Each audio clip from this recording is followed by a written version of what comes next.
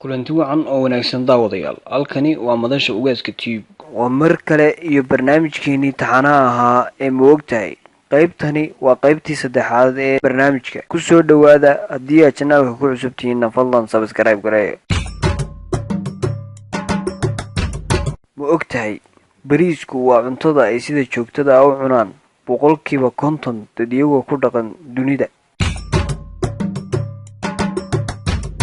ma ogtahay dalka Hindiya waa dalka ay ku yaalaan xafiisyada boostooyinka ee ugu badan adduunka, waxaana ku yaala in ka badan 100,000 oo xafiis oo boostooyinka. ma ogtahay beedka ama ukunta digaaga waxaa ku jira dhammaan fiitamiinada oo dhan marka laga reebo fitamiin C-ga. ma ogtahay xayawaanka daayir-goriluhu wuxuu hurdo ku qaataa maalintii in ka badan 14 saacadood.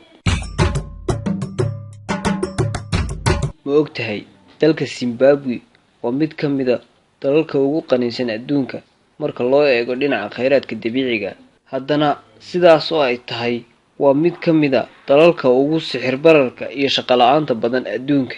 cajiib. ma ogtahay digaagadu waxay sanadkii dhali kartaa celcelis ahaan in ka badan 228 ukuna ama beeda. ma ogtahay boqolkiiba 96 shumacyada la shito waxaa iibsada haweenka.